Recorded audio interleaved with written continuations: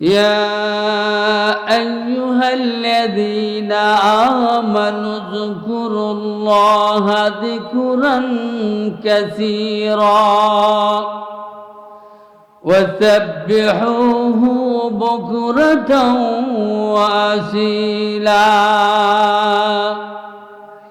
হে ইমানদার বিশ্বাসীগণ, তোমরা আল্লাহ তাআলার নামে অসংখ্যবার অধিকবার জিকির আজকার করো, সকাল সন্ধ্যার আল্লাহর নামের তাসবিহাত করো। একথা কে বলছেন? কুরআনুল কারীম বলছেন যে হে ইমানদার বিশ্বাসীগণ, তোমরা কি করো? আল্লাহর নামে জিকির আজকার করো, সকাল এবং সন্ধ্যায় আল্লাহর নামে তাসবিহাত করো। এগুলি করলে লাভ কি? লাভ হইল যে দিলটা নামাজ রোজা পছন্দ করে না, যে দিলের মাধ্যমে কোরআন শরীফ তেলাওয়াত শুনতে মন চায় না, যে দিলের ধারায় নেক আমল করতে চায় না, বুঝতে হবে আমার কালবের মাধ্যমে গুনার জং ধরেছে। সুতরাং এই গুনার জংগুলি পরিষ্কার করার জন্য এই ধরনের দ্বীনি মাহফিলের প্রয়োজন আছে, ঠিক কিনা বলে? লোহার মাধ্যমে মরচিকা ধরে, রেত দ্বারা ঘষলে মরচিকা দূর হয়ে যায়।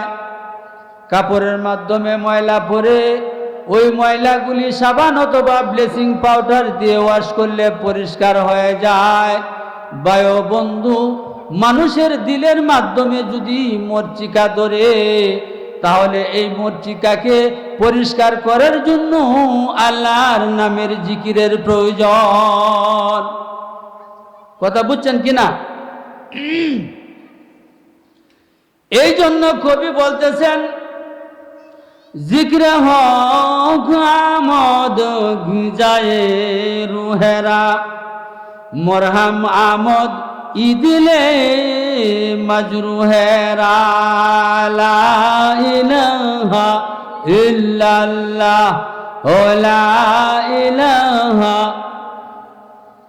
লা ইলাহা ইল্লাল্লাহ মুহাম্মাদুর রাসূলুল্লাহ সাল্লাল্লাহু আলাইহি ওয়াসাল্লাম। আজকের এই জিকিরের মাহফিল জান্নাতি মাহফিল। এই মাহফিলে যারা বসবে, আসবে, শুনবে, আল্লাহ পাক তাদেরকে সমস্ত গুনাহ মাফ করে দিবে।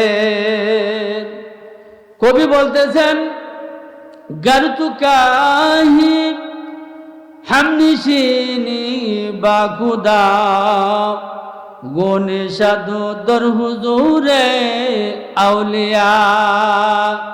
ও মেয়ে, তুমি যদি তোমার মাবুদ আল্লাহকে পেতে চাও, তবে এই ধরনের জিকিরের মাজলিসে বসে যাও।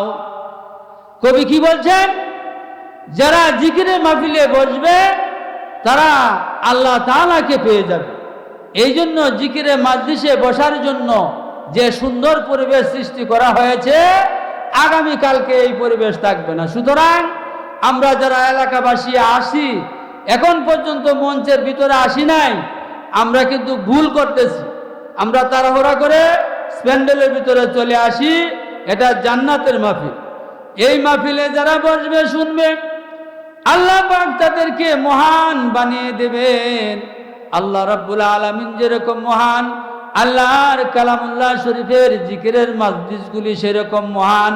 আর এই মহান মাজলিসের মাধ্যমে যারা বসবে, জিকির আজকার করবে, আল্লাহ পাক তাদেরকে মহান বানায়া দিবেন। সুবহানাল্লাহ।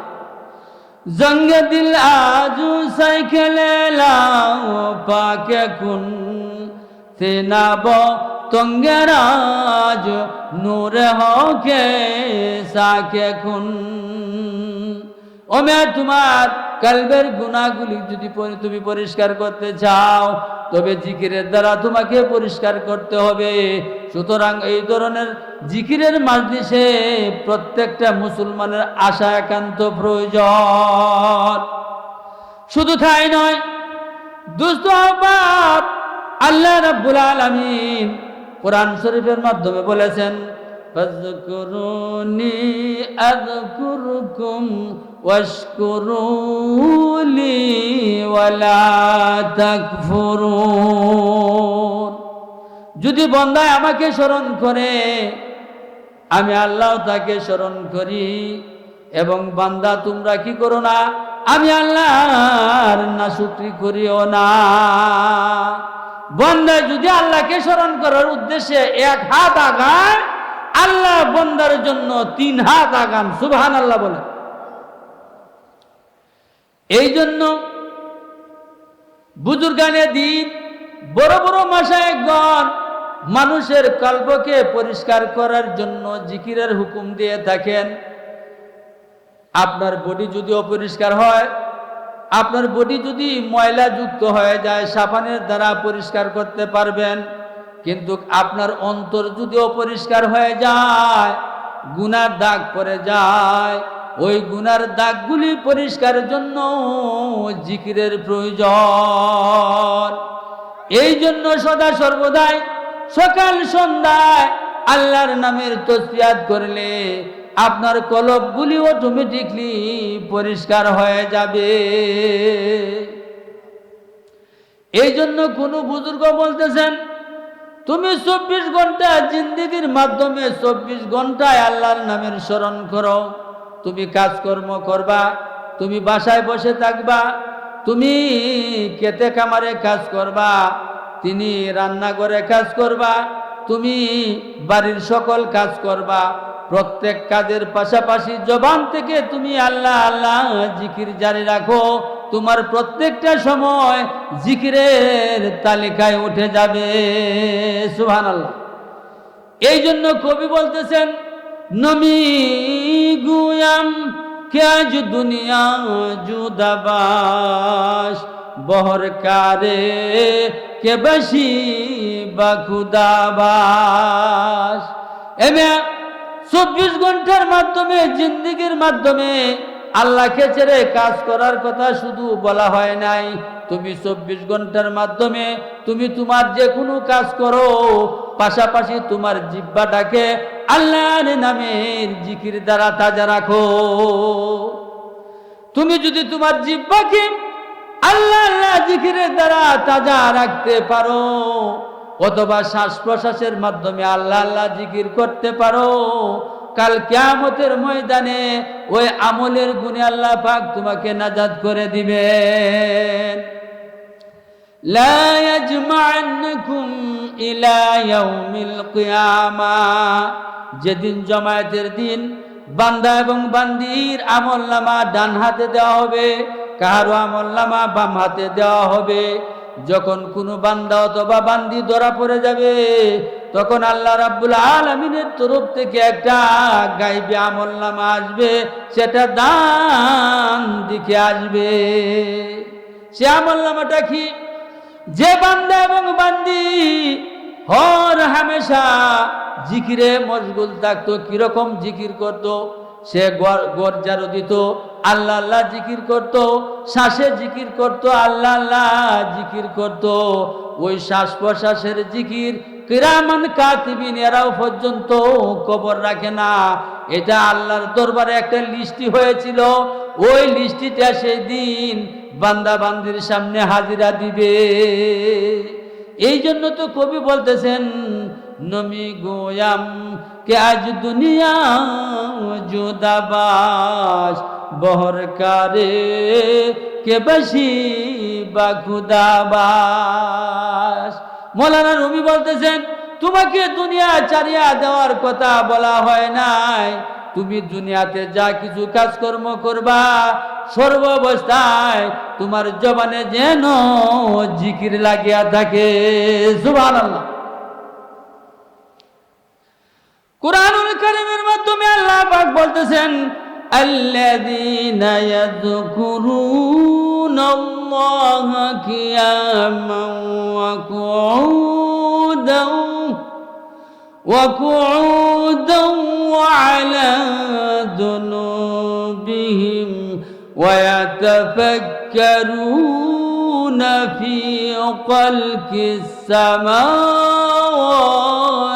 ওয়া والأرض আল্লাহ পাক কুরআনুল কারীমের মাধ্যমে বলেন, যারা দাঁড়ানো অবস্থায়, বসা অবস্থায়, সুশায়িত অবস্থায় আল্লাহ তাআলার জিকির করে এবং আসমান জমিনের সৃষ্টির বিষয়ে ফিকির করে, চিন্তা করে, ওই সমস্ত মানুষগুলি সব চাইতে বড় পীর মাহবুব। সুবহানাল্লাহ।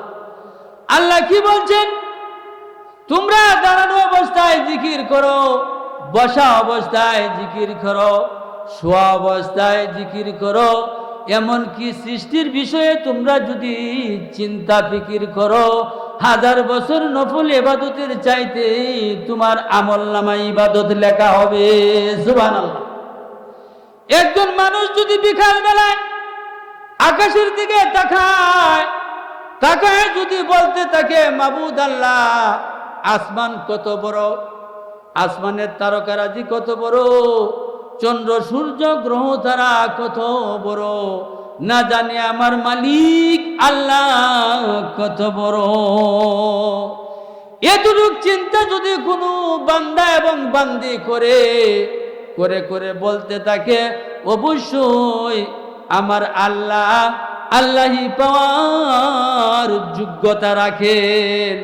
একথা জবান থেকে স্বীকারোক্তি দে, আল্লাহ তাআলা মেহেরবানি করে তার আমলনামায় 1000 বছর ইবাদতের সওয়াব লিখে দেন। সুবহানাল্লাহ। কি কথা বলা হয়েছে? আসমান জমিনের মধ্যস্থিত যত কিছু আছে আমরা স্বচক্ষে দেখি, ব্রেইনে অনুভব করি। আসমান জমিনের মধ্যস্থিত কি আছে? পাহাড়, জমিন, সাগর, সজীর, বালুকণা, আগুন, পানি, পাহাড়, পর্বতে সব কিছু আমরা দেখি। এরা সবাই আল্লাহর নামের জিকির করে।